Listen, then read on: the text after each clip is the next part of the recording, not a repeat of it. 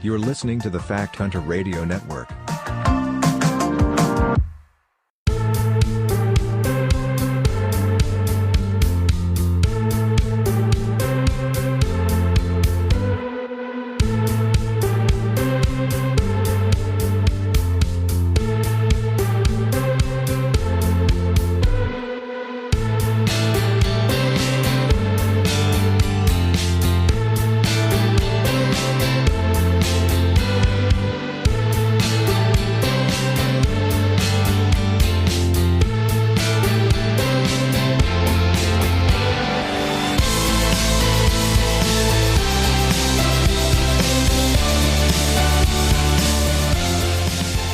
Welcome back, Truth Seekers.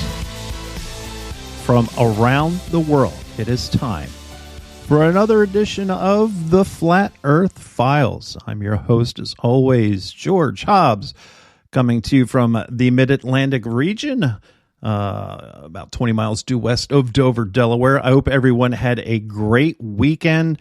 I hope you were all able to spend plenty of time with your family, with your friends, and your faith, and you were able to reflect, and maybe, just maybe, you were able to share the truth with others, which, as we know in the truth community, is the most difficult thing that there is to do, and that is to spread the word, right? Because we've said before, it takes a lot of effort and willingness on others to be able to deprogram themselves. Because, we are fed so many lies, countless lies, that it's difficult to discern the truth. And when somebody's been lied to for 30, 40, 50, 60 years, to be able to peel back all those layers of the onion of lies, it's extremely difficult. And as you'll hear in some of these emails, it's emotional, right? I think all of us, when we truly realize how the world really works, it is emotional, right? Because you've been lied to since you were a young child. So, spreading the truth, while it's difficult, I think it's safe to say it is everything. There is the truth, and then there is everything else. The truth is everything. And that's our mission here on the Flat Earth Files, is to get to the bottom of the truth. And we continue on today. We're going to read some emails. We're going to talk a little bit about the Apollo 1 mission and Gus Grissom and the gentleman who did the investigation and delivered a 500-page report, a gentleman by the name of Thomas Barron. He and his family, I think it was his wife and his stepdaughter, were killed when their car was hit by a train. Wonder what the odds are. How many people die by car versus train? I would venture to say those of close to winning the lottery, right? And much, much more. But before we get started, I should give you a heads up. We have, at the end of this week, 3 interviews. I'm doing back-to-back-to-back interviews on the 14th, 15th, and 16th. Now, I will spread those out after I record them, so the one on Friday we probably will release Friday night, and then I'll release one Sunday night, and then another one Wednesday night. We'll kind of space them out a couple days apart from each other. So I may do another one during the week, but if not, there will certainly be another episode Friday, and then again in the coming days. We have a lot coming your way. As always, questions, comments, concerns, feel free to send them to theflatearthfiles@gmail.com. Again, my friends, it is theflatearthfiles@gmail.com. Now, I think I've mentioned that my other podcast, I've been censored. My emails get messed with all the time. They're always interfering with communication. They do that to a lot of people in the truth community. And I got this message. If you guys haven't had the chance to visit the website, it is simply theflatearthfiles.com. There's a great forum in there. There's a great chat room in there. But there's also something called SpeakPipe where you can leave a voice message, and we play it on the podcast. Now, I got this message the other day from one of our listeners. I think this came in Saturday night. And this is a problem we're dealing with. Hi from Australia. I have been trying to send you multiple emails, I do believe your email address is being censored, as I cannot seem to send a single email to the flatearthfiles@gmail.com. So thank you to our friend down under for reaching out. And there's a way we can overcome this. What you can do is, if you have Skype, hop on Skype. And I have this in the show description. It's George.Hobbs and the number 5. George.Hobbs5. Just send me a message, a little emoji, a wave, and we'll connect. And you can, anybody who is listening to this podcast right now, if you'd like to connect, one-on-one, it's George.Hobbs5 on Skype. Send me a message. I'll click accept and send it back, and you can chat with me that way.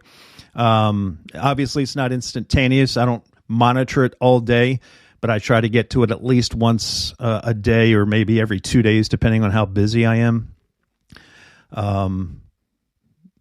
So you can do it that way as well. So again, if you're having issues with the email, it's George.Hobbs5 on Skype. Send me a little wave, a note. I'll accept you, and we can communicate that way. This is not the first message I got that said they were having difficulties sending me emails, and most of them come from Australia and Canada. Most of the messages I get, outside of email, hey, I've been trying to get in contact with you. People have DM'd me on the chat room, and they have sent me messages on my Fact Hunter Instagram page. They've DM'd me there.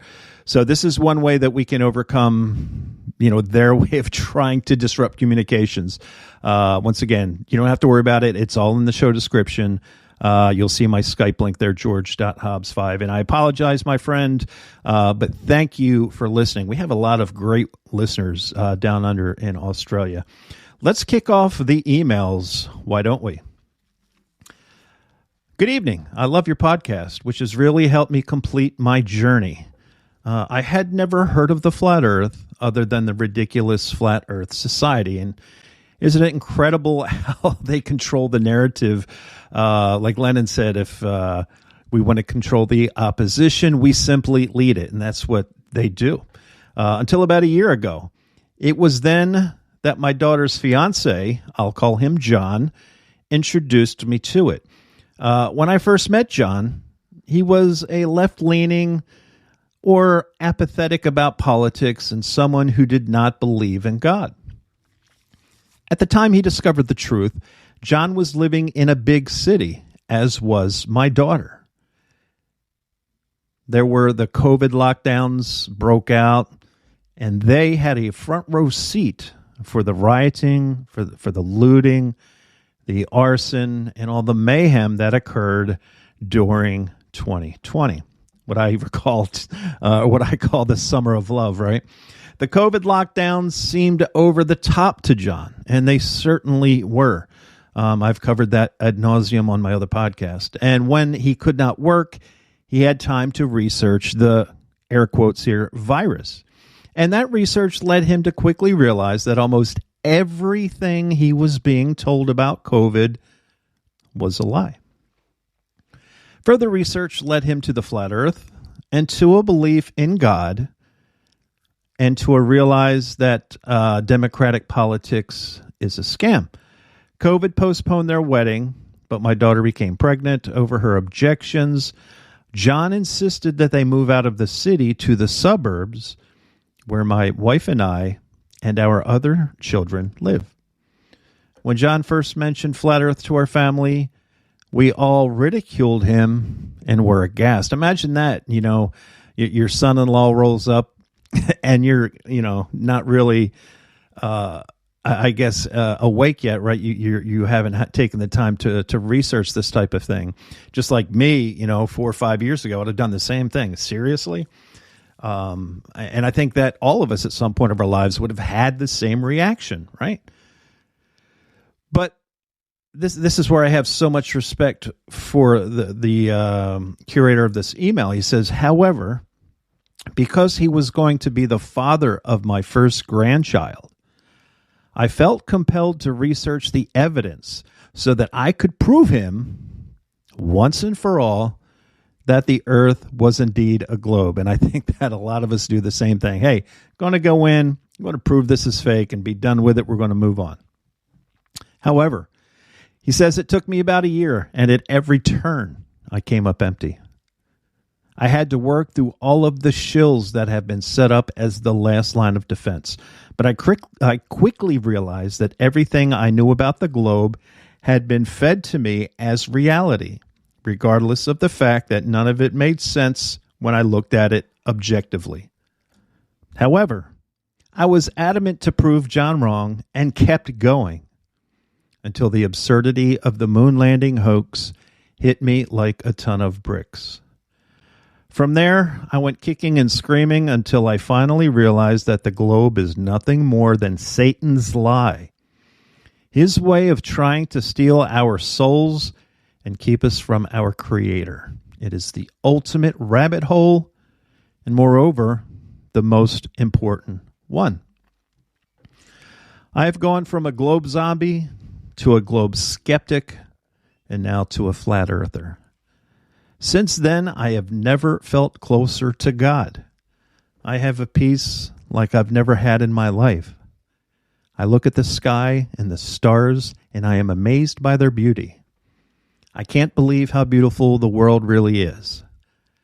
As a bonus, I am out of the red-blue political arena, or as I call it, this is great, a repeating loop of an episode of Wile E. Coyote versus the Roadrunner, in which the Dems and the GOP gladly reverse roles in order to keep us distracted enough to pick our pockets and to enrich themselves and their friends. That may have been the greatest way, all right, the greatest analogy of the left versus right paradigm.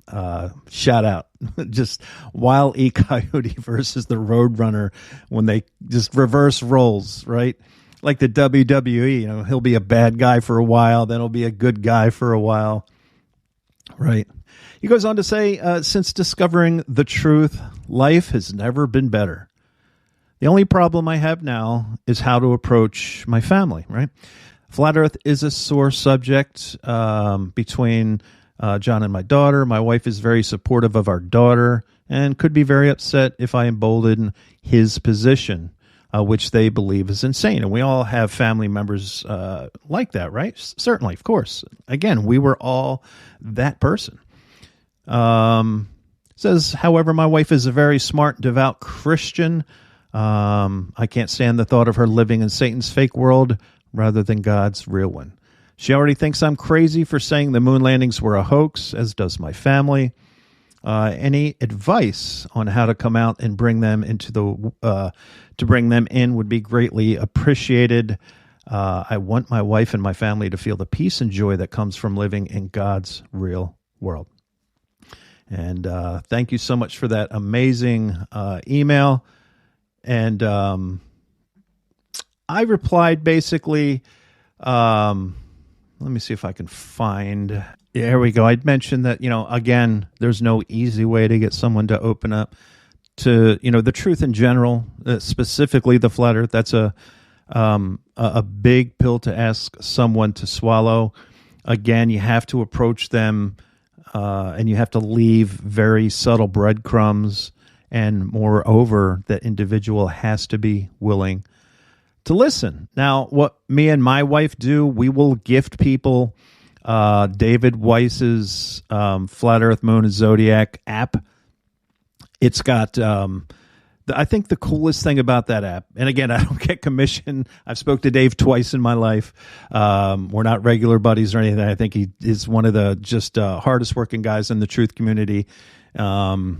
And I have respect for him to be able to create an app that is so interactive. You can go out there and there's just a question mark. You click on the question mark and it's got like 21 of the most asked questions about flat Earth, the sun, the moon, tides, all those things. And you just click on the subject and it's got a plethora of videos. And of course, I think episode 1, I told you guys one of the disadvantages of being an audio podcast is not being able to, cite video. It's so easy to put up a video and say, watch this and teach someone that way. And his app does a very fine job of, again, you have all the questions. You click on it, and there's at least 5 or 6 videos for every subject. So I think the app costs, it's either $2.99 or $3.99. We have gifted many of our family members and friends. Some of them have grown interested and have kept it and used it for quite some time. And some of them have never opened it once. And there is Flat Earth Dave. I'll actually put this link. I didn't have it. Dave's got Flat Earth Dave videos. So maybe if there's one that resonates with you guys, you guys can share it with folks who you're trying to spread the word to. And, there you go.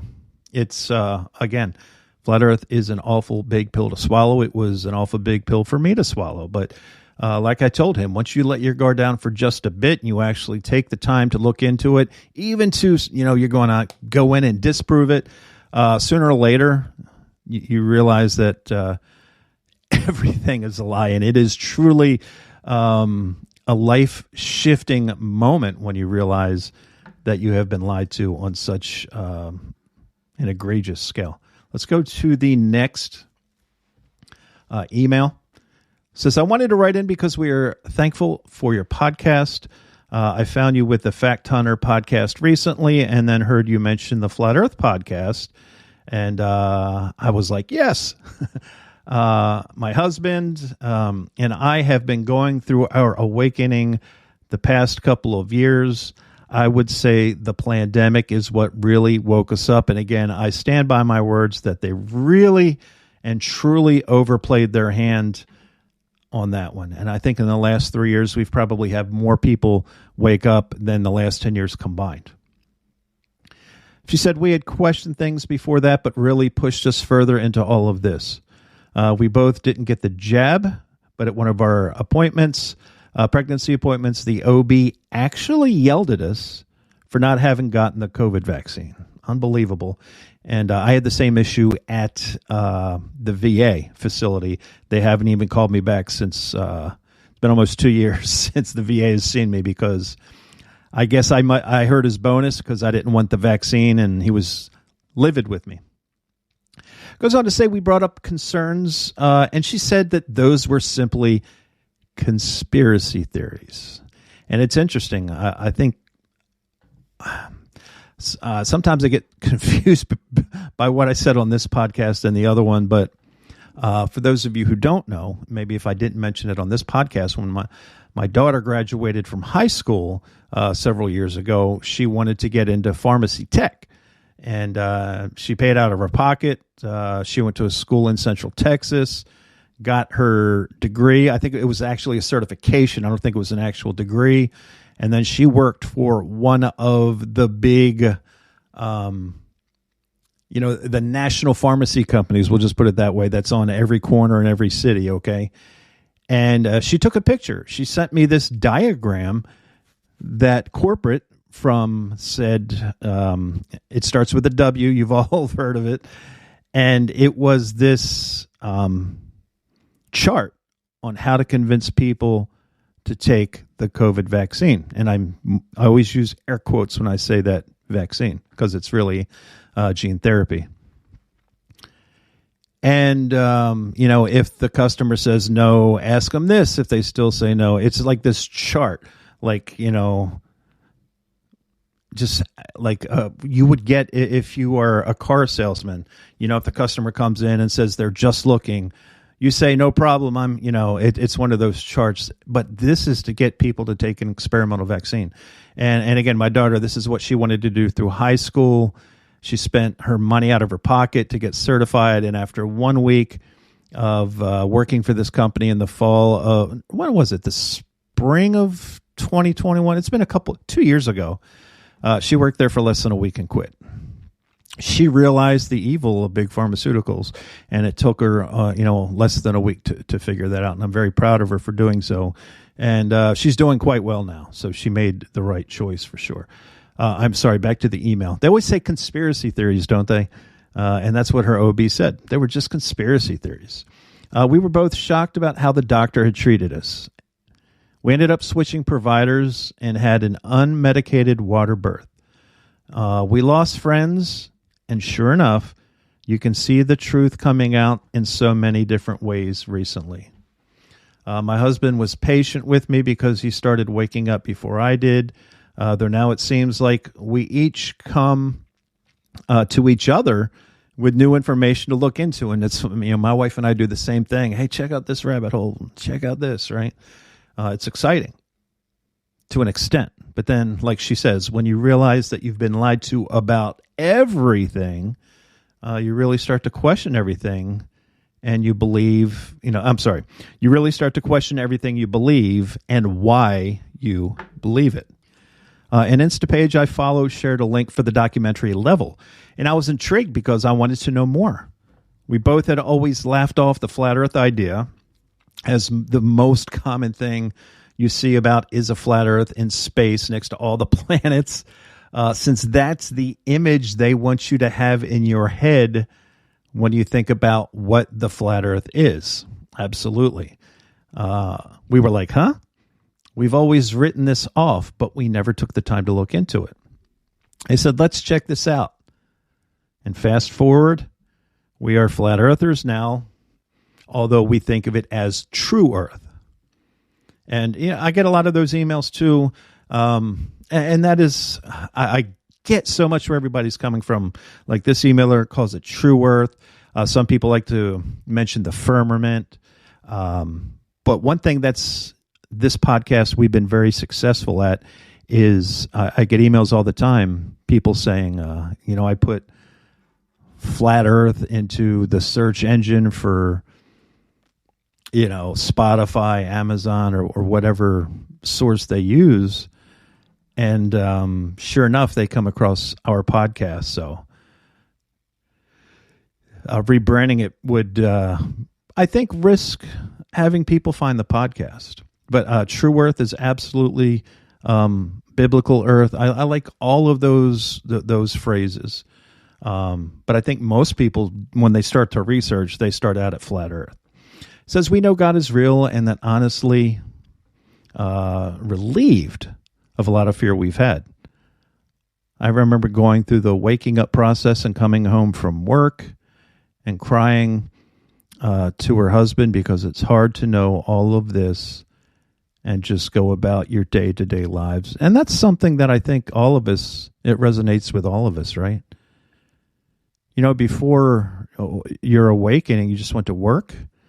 I was all about sports and the Philadelphia Eagles and the Phillies and, maybe there's some movie. I was never like into the Marvel and that stuff, but I was big into music. And then when you're awakening, it's such a fascinating and, what's the real way to talk about it? But I completely agree with what the emailer's saying here. And that is, your day-to-day life does change, right? And you think about it all day. She said she's so proud of her husband because he's gotten people to really think about this and begin questioning. He's gotten people to look further. And some of them are now, actually she used the word many. Many are now flat earthers. The amount of people he has talked to is awesome.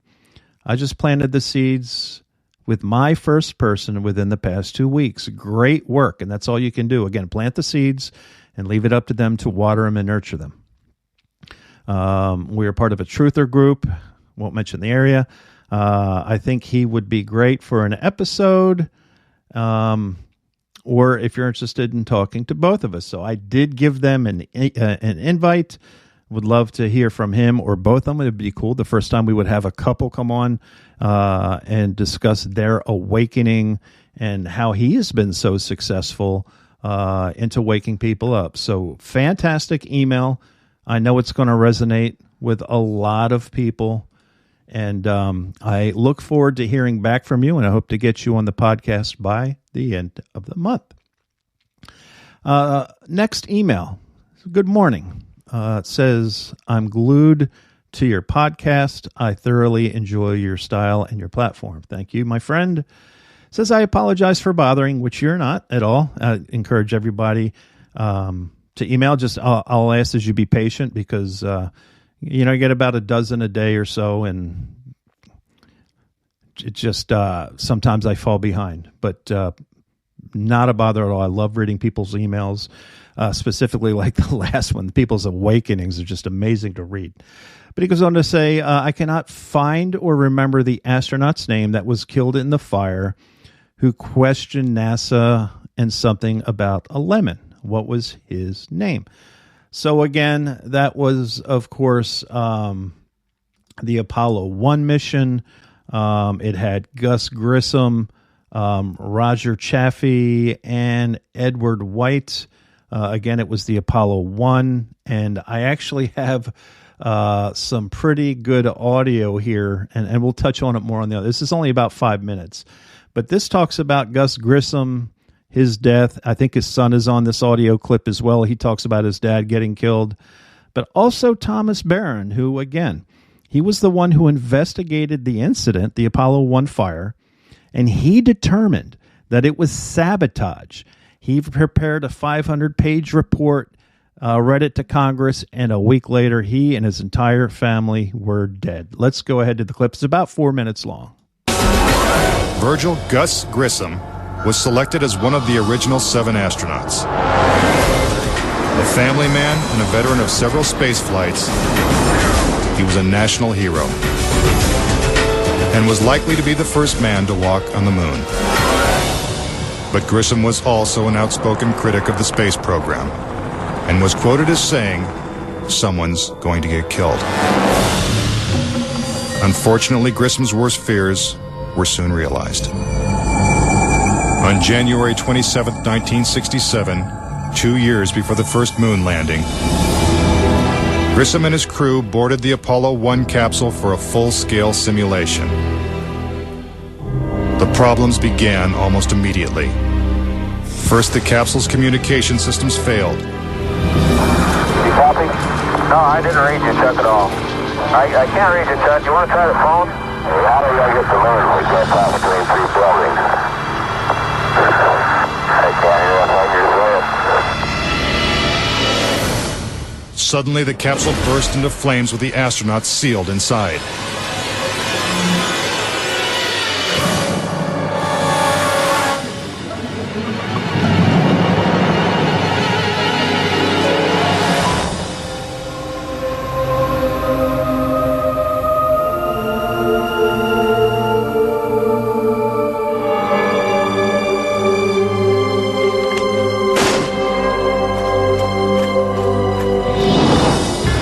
Tragically, Gus Grissom, Ed White,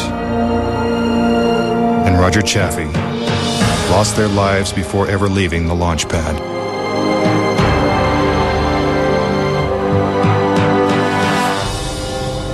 Gus Grissom's family believes the Apollo 1 fire was no accident.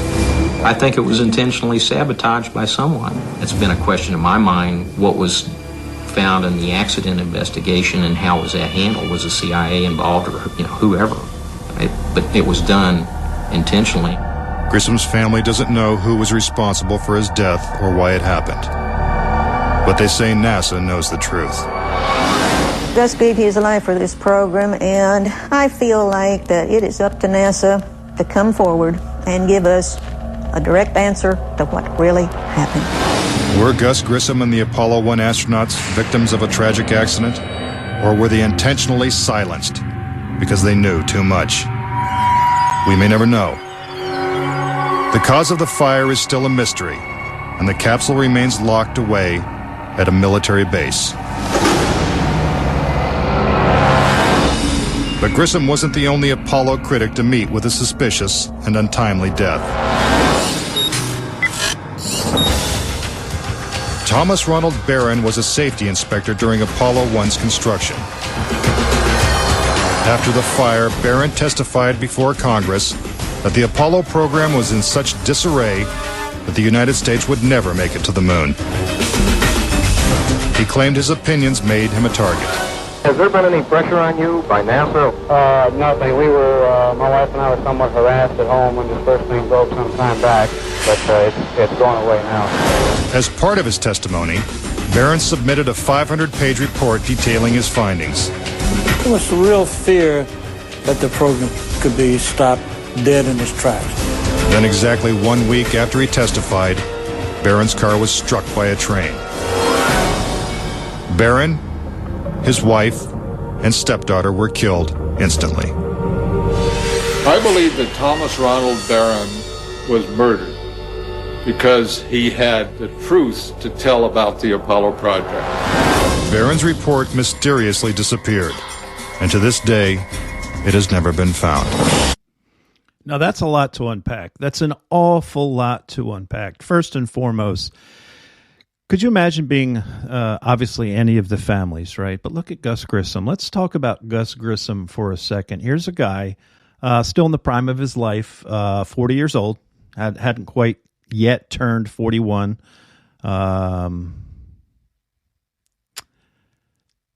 Here's a guy who was a World War II veteran, a Korea War veteran. He was a test pilot. He was a recipient of the Distinguished Flying Cross, the Air Medal with an oak leaf cluster. All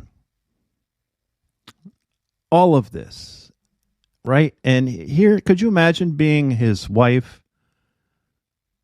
being his son, like you heard there in that clip? And here's a guy who gave so much to his country, and he was rewarded with being killed. Because why? Because he knew the truth, right? He knew the truth. And if you're not familiar, in some aspects this is completely different, but in some aspects it's very much the same. If you don't know the story of Terrence Yakey, Officer Terrence Yakey, and the Oklahoma City bombing, here's a guy on the morning of April 19th, 1995, writing this young lady a speeding ticket. And, he hears the explosion, I think around 9 a.m. He was only a block or two away. He's one of the first people on the scene, and he's going in and out of the building saving people. But what he saw that day and the official report were night and day. And he's very much a truther. He wanted to get the truth out there because he knew the story that the state and federal government told about that situation was a complete fabrication, and they killed it for him. They killed him for it. Here's Gus Grissom again, World War II veteran, a Korea War veteran. He'd done so much for his country, right? And he was supposed to be, the first man to walk on the moon.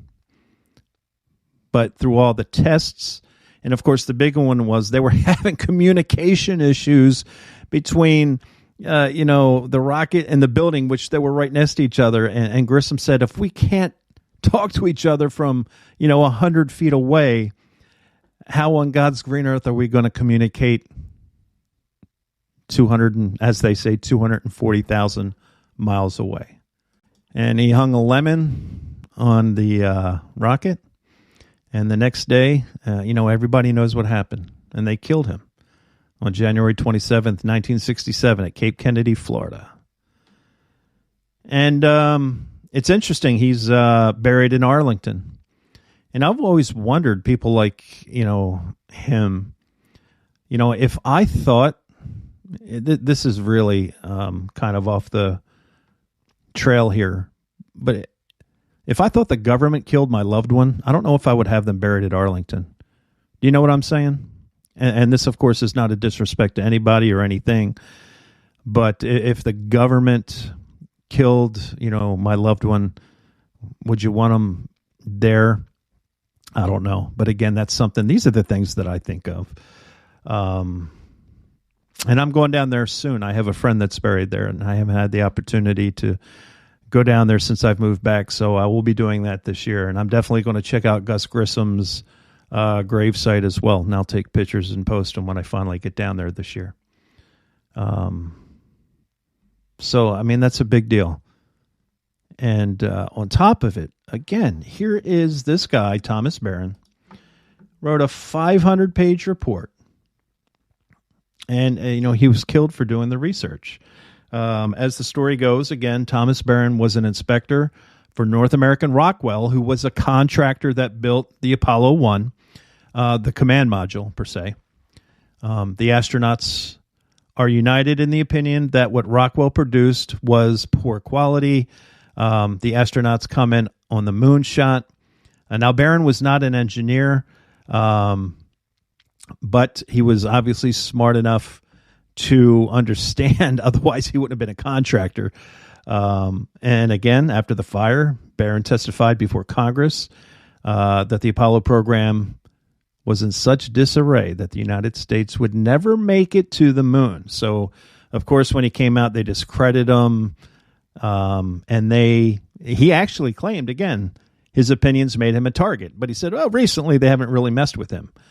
But again, April 20, let's see, the incident happened January 27th, 1967. So April 21st, 1967, he reported on camera to news reporters that he and his wife had been harassed at home.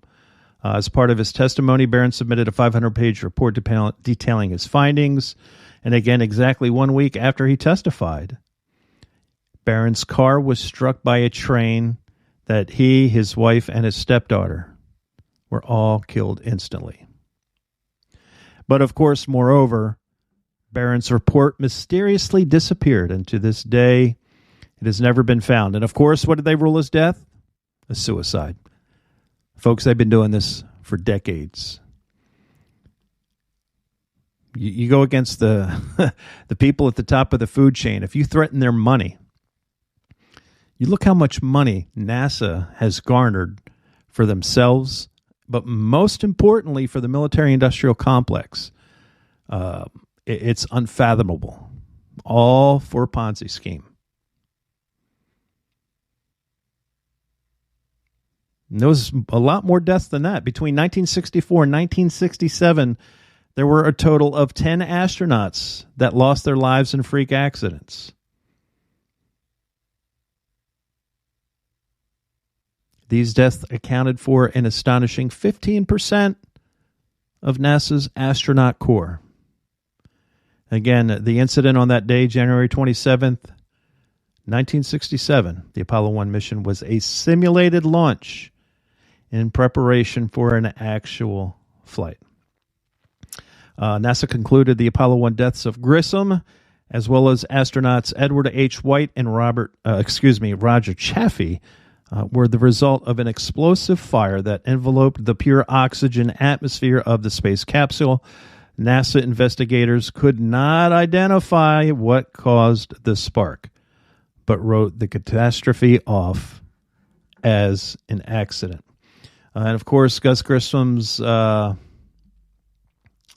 son said that my father's death was no accident. He was murdered. Grissom had said recently he was granted access to the charred capsule and discovered a fabricated metal plate that was located behind a control panel switch. The switch controlled the capsule's electrical power source from an outside source to the ship's batteries. Now, Grissom argues that the placement of the metal plate was an act of sabotage. When the one astronauts toggled the switch to transfer power to the ship's batteries, it created a spark, which ignited a fireball, and the rest, as they say, was history. And Grissom's widow, who I believe now she's, my goodness, I think she's in her 90s now. She corroborated with her son to the fact that, yes, he was indeed murdered. And I actually just took a minute to fact check myself. Gus Grissom's wife, Betty Grissom, she died October the 7th in 2018. She actually wrote a book entitled Starfall. That's very interesting. By the way, in 1971, she did file a $10 million wrongful death suit against the primary contractor, North American Rockwell. A year later, she settled for $350,000. As the result of her legal action, the widows of both Chaffee and White received $125,000 apiece. So there you go. There's the story on Gus Grissom, and not only Gus Grissom, but the gentleman who did the investigation, Thomas Barron, and his untimely death. It's just, man, what a trail of skeletons that our government has. Isn't that just the truth? Let's get back to the last email. Oh, by the way, he also asks, I don't know if you covered it yet, but does water really drain reverse south of the equator? Now, I have friends in Australia, and to all the listeners down there, maybe you've been the southern hemisphere. There's a video, I've seen tons of video, where it is able to be manipulated. It's something called the Coriolis equator water trick, and there's lots of videos out there showing it, how it exposed, how they put the water in from a certain side. So that's up for debate. I'd like to hear your thoughts on it. I have included in the show description a video showing how the trick is done. I've asked people in Australia the same thing. They said some of their sinks and toilets go a certain way, some of them do the other. So let me hear your thoughts on that. Again, the Flat Earth Files at gmail.com. Let's go to our last email. And another listener from Australia says, I've recently found your podcast on Spotify and thoroughly enjoy it. Please keep it up. I've been a flat earther for quite some time and have been down the rabbit hole for about 15 years. I have been alienated by friends and criticized by family on numerous subjects. And I am willing to guess that everybody within, my voice agrees and has dealt with many of the same things. Below I have a picture of how I believe the Earth looks beyond the ice wall. I believe Admiral Byrd mentioned a land beyond the wall in one of his interviews. Absolutely. And I believe he said it was as big or bigger than the United States. And the movie Pirates of the Caribbean actually shows the crossing of the wall during an opening that is only accessible during the thaw. What is beyond the ice wall? And I asked my wife, because she watched all those movies, and I think it was called End of the World, Pirates of the Caribbean, End of the World. And I haven't had a chance to get around to checking it out. I told the emailer that I would. I'll have to sit down and check it out, because I've always said lies in the media, truth in Hollywood. There's so much truth in the movies that you can read the symbology, the symbols, the numbers. I've mentioned many times Hollywood having globes in almost every TV and every TV show and every movie. It's a fact, and I've gotten so many emails that said the same thing. Once they started paying attention, they realized it. She also asked about my opinion on the Anunnaki, which is a podcast on its own for sure. She says, you talk a lot about present day, but what about the ancient law? I know from your podcast you have a religious background, but what are your thoughts on Sumeria, the ancient Sumerian tablets, which date pre-Bible and has been linked to being the grounds of which the Bible has been written? And it's very interesting. The Sumerians were the one that started the ziggurats, and I had mentioned to her I had the opportunity to see the ziggurat of Ur back when I was in Iraq. I guess it's been over a decade now. I think that was 2010 when I had the opportunity to see that, 2010 or 2011. She says, there's been a lot of what seems to be evident that the Bible is a spin-off of Sumeria, where they talk about the Anunnaki. The lie goes deep, but the question is why? I don't believe we are a globe. I do believe that there are more advanced races out there past the ice wall.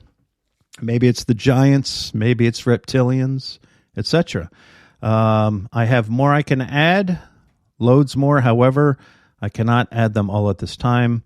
But if you take anything from this email, understanding who the Anunnaki is will answer a lot of your own questions. And I did answer her back. And yeah, that is, like I said, the Anunnaki is a podcast within themselves and the ancient Sumerians.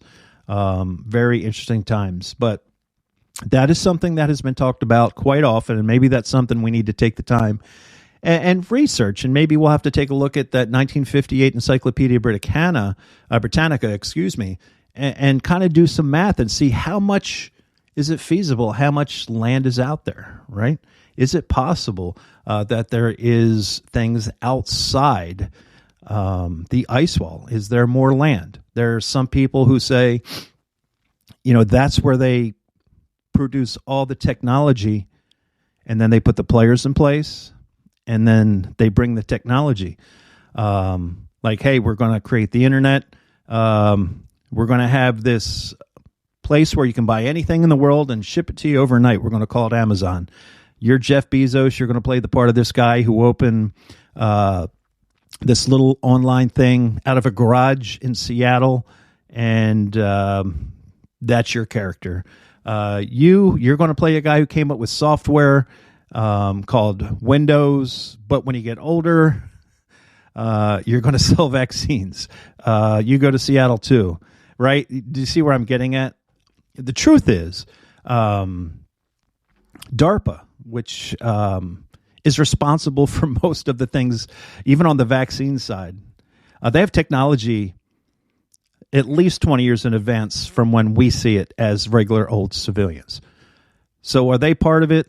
That is just one of these rabbit holes you can continually go down for days and weeks and months to try to get to the bottom of it, because nothing, the older you get, you realize so little of what goes on in the world is organic. It's all created. It's all scripted. The people like the Bezoses, right? The Elon Musk. It's not a coincidence that Werner von Braun wrote the book Mission to Mars, and the protagonist in the book was a guy named Elon, right? And the rocket on the cover of the book looked exactly like Elon's one of his first rockets. These things, there's too many quarters in the coincidence jar for it not to be a coincidence. So these are legitimate questions. They are 100% legitimate questions. Because why? Why are we not allowed to go to Antarctica by ourselves? Why are you so worried about our well-being, right? If I want to explore the Rocky Mountains, I can put on a backpack and go wherever I want.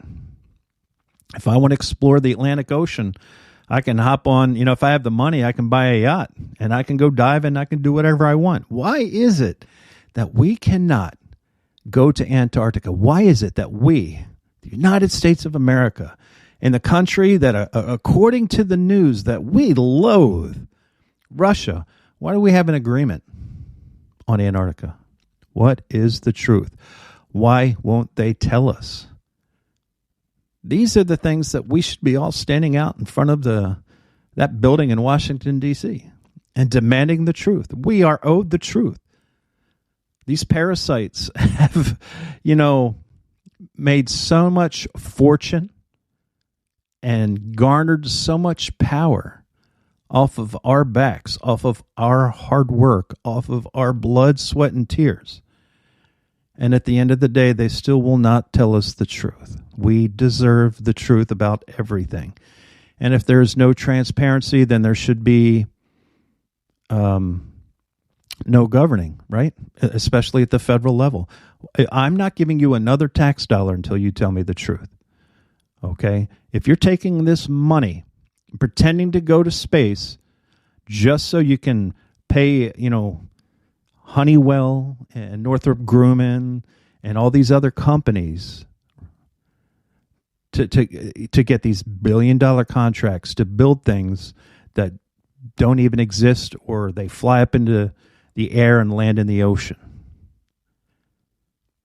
If it's all about money and power, and most importantly, if it's about lying to us, so we don't believe that there is a God, that all of this was created for us, that we're here by accident as a result of a Big Bang. Right. We should say no more. Okay. Man doesn't give us our freedoms. Okay. Joe Biden doesn't give us our freedoms. Donald Trump, George Bush, Barack Obama, Congress, the Supreme Court, they do not give you your freedoms. They don't give you your liberties. They're God-given. And we need to stop allowing ourselves to be controlled. And the quickest way to that is to expose the truth.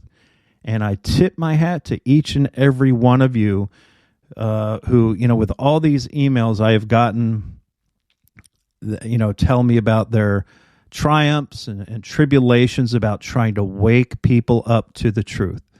I'm very thankful for everything that you all do. Keep the emails coming. And look, let's wake people up. Let's win back and get rid of these parasites once and for all. Let's talk briefly about Artemis, and then I got to go out there and get back to work. My wife, I don't want her to think I'm here sleeping on my futon here in the office. Interesting. I speak about numerology quite often, and NASA announced that the 4 astronauts who will make up the crew of the Artemis mission 2, now remember, it's Roman numerals, so it's Artemis like II. What it looks like the number, what? The number 11, which is the one that went to the moon, the Apollo 11, right? 11 is a big number with the Freemasons, right? 9/11, all the 11s, 11, 19, they're all big, big numbers. So it's not a coincidence that they're using the Artemis 2, which in Roman numerals looks like an 11. It's supposed to be November 2024. The Artemis 2 mission will send 4 astronauts on a 10-day mission that culminates in a flyby of the moon. And what exactly do they mean by flyby? Are they going to just fly underneath the firmament? Of course, these people are wordsmiths. And of course, this is more trickery, more mockery. You cannot land on the moon. It's impossible. We have a firmament. The Bible clearly states that the moon is in the firmament, right? But the date that they announced it is relative to what's going on. I've mentioned on the last interview I did the number 93. It's not an accident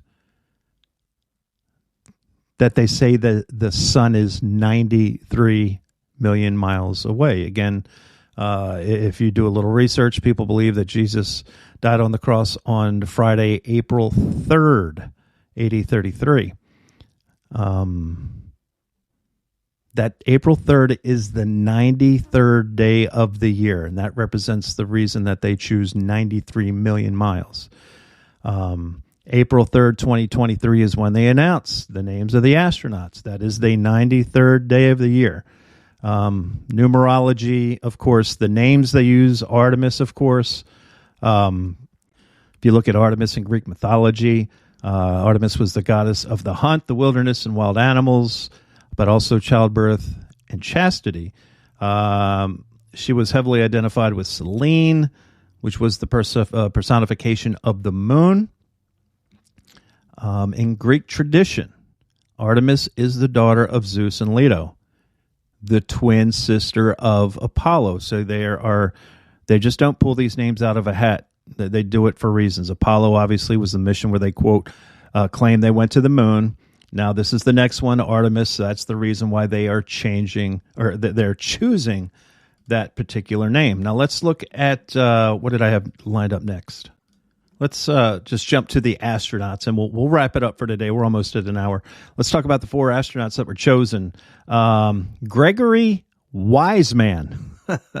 Wiseman, who was born, by the way, 11/11/19 1975. By the way, I should say that Gus Grissom, by the way, he was also born on April 3rd, that 93. That 93 is something we'll talk about in a minute, how important that number was to Aleister Crowley, who was friends with your boy Jack Parsons from JPL, right? Now, this guy, Reed Wiseman, he doesn't use the word Gregory or the name Gregory. He just goes by Reed. Reed Wiseman. Very interesting, huh? He was selected in June 2009 as a member of NASA Astronaut Group 20 and qualified as an astronaut in 2011. He took part in his first space flight as part of the crew of Expedition 40 and 41, which launched to the ISS May 28th in 2014 and returned November 10th. Before joining NASA, he was a naval aviator and test pilot. On December 18th, 2020, he was promoted to Chief of the Astronaut Office. And of course, as you know, he was selected as the commander of the crew for Artemis 2, which is planned to make a flyby, whatever that means, of the moon in November 2024. Now, let's look at his education. He's a native of Baltimore. But the most interesting thing is he obtained his master's degree from the Jesuit-run Johns Hopkins University. And if you don't know the death of the Jesuits and the Georgetowns and the Johns Hopkins and the Fordhams, the tightest of the tight, Wharton's, was it the University of Pennsylvania, Wharton School? You look at all the graduates there, Elon Musk, Trump, all the people who are on the world stage are there, right? By the way, his wife, he was married to Carol Wiseman. She died in 2020. Let's see here. That was the biggest takeaway from that. He was part of one of the Jesuit-run colleges there. Now, the next astronaut that was picked is very interesting. He is Victor J. Glover. He was pilot of the first operational flight of the SpaceX crew and the Dragon, I think it was called, to the International Space Station. He was a captain, F-18 pilot in the Navy, and is a graduate of the U.S. Air Force Test Pilot School. And, of course, on April 3rd, he was the second person selected for the Artemis 2 flight. He grew up in California, graduated from Ontario High School in 1994, Master's of Science from the United States Air Force, and of course he went to Georgetown University, Jesuit-run Georgetown. But that's not the most interesting part of it. So, where does it pick up here? In 2011, he was assigned to VFA 195 for his department head tour. He was stationed at the Naval Air Facility in Japan and embarked on the USS George Washington in support of maritime operations in the Western Pacific. Now listen to this. At the time of his selection in 2013, Glover was assigned to the personal staff of John McCain as a legislative fellow in Washington, D.C. And if you don't understand how deep that John McCain runs in the depths, he had a president do his eulogy. This guy was very much part of the people involved with the controllers. So you have two people both involved with Jesuit universities. You have one guy who was in the pocket of John McCain, and John McCain has a lot of 93 numerology, which again is a number that is a very foundational structure to these rituals. And the number 93 is of great significance in Thelema. It's a magical system that is founded by Aleister Crowley, okay? And Aleister Crowley not only had deep connections with the U.S. government, especially NASA during his day, but he was one of the foremost occultists alive during his time. You look at the books he wrote, Book of the Law, the Book of Lies, the three magical books of Solomon. And a lot of people think that the bloodlines of these people on top of the food chain go back to Solomon. And, of course, we say magic with a K, right? The Book of Magic. But the name Thelema encodes the number 93 in Gematria. So, what are the odds of all of this? It's not a coincidence. So now you have the first two astronauts are very much involved with the Jesuits. And then again, here's somebody who's involved directly with John McCain. Okay? This isn't some guy who, grew up low middle income and made his rise and was picked for his abilities. He was picked of these people are trained and careful to hey, you're going to do this. They know what they're doing. Okay. The next one was Christina Hammock Koch, or Cook, excuse me. It's pronounced Cook, but it's spelled Koch. Her husband has deep ties to the deep state as well, but I'm not going to go into that because we're really I'm running late on time. But she is part of the crew for the Artemis flight. She was named, I guess, back in 2020, one of Time's most 100 influential people. Now, I guess when she went to the International Space Station back in the day, a couple years ago, there's a very famous picture of her husband and her. She was being very funny story from WRAL News on March 22nd, which is 322, which is Skull and Bones Day. Astronaut Christina Koch, or Cook, I guess, says goodbye to her husband from quarantine ahead of her March 2019 launch for the ISS. And it's interesting that this story was written again on March 22nd. March 22nd, 2020. And I'll include this. Let me put this in the show links as well.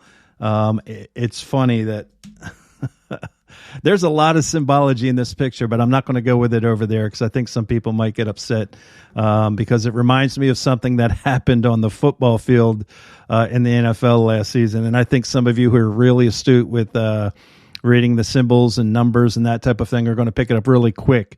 When you see the story about astronaut Christina Koch saying goodbye to her husband from quarantine, from a story that was released on March 22nd, 2020. And again, her husband has very powerful ties to governments. He's been with Guam and all these other countries, and he has some very high business ties as well. And that leads us to the last guy who was Canadian. Not a lot to read into this guy that I know of. It's Jeremy Hansen. He's a Canadian astronaut. He's a pilot of the C-F-18 fighters out of Cold Lake, Alberta. He was the final gentleman that was chosen to pass by the moon in 2024. Haven't really had much time to dig deep in this fellow. There's nothing in his official records that scream anything. I'll have to take some time to dig deep. I'm sure there's some kind of link to either family members or business. He obviously has powerful connections because, again, you just look at the three gentlemen who were aboard the Apollo 11 mission. They were all Freemasons. They were all connected. They weren't just your regular average guys. In order to be on the grand stage, the grandest of them all, you have to bend your knee. You have to listen to the interview with the singer. Was it, my goodness, I'm sorry, it was Bob Dylan, that famous 60 Minutes interview, right? Where he said he sold his soul to the devil. You have to, whether you're on the world stage as a musician, an actor, or, these Freemasonic astronauts, you have to have connections. And you also have to understand what happens if you cross the people who put you on the world stage. Ask Gus Grissom. Ask Thomas Barron. Ask Officer Terrence Shaky what happens when you try to expose the truth. What we do here is serious work, okay? I'm not the world's most foremost investigator. I wish I had more time to dedicate. I wish I could just do 6 days a week like a full-time job and just spend the entire day, but it's just not feasible. But what is great is we as a community, we can share the knowledge. And that's when your emails and, like I said, the 3 people that are coming on this program later this week, we can all help each other, connect the dots. And while when I bring people on this program, you may not agree with everyone wholeheartedly, but I imagine that out of every episode you listen to, that you pull at least 1 or 2 nuggets away from it. And it maybe helps you connect another dot. I think we should probably wrap it up there. If there were a lot of pauses towards the end of the podcast, I apologize. I was trying to fact check myself. I try to do my best when I do these type of things. I don't want to put out misinformation intentionally. So I'll pause and I'll pull something up just to make sure that I'm saying the right things, like Neil Young when it was really Bob Dylan, right? So apologize if there was the last 10 or 15 minutes of the podcast, if it didn't sound as fluid as earlier. But we do try to do our best here. And I hope that you've learned something today, and I look forward to hearing from you all. And I hope you will join us on an upcoming podcast. Share your road to the truth, your journey to flat Earth, the successes and failures that you have had, sharing your knowledge with people. And I'd love to hear from you. And again, my thanks to each and every one of you who have sent kind, supportive words. The journey continues on. And we'll have more for you later on this week, including a recording I did a little while ago that I need to get out. But we'll front load that with some flat Earth conversation as well. Everybody have a great week. Thank you so much for listening. Please share this podcast with your friends, if you will. And have a great rest of your week. God bless each and every one of you. Keep your head on a swivel. Until the next time we talk, ladies and gentlemen, we will see you.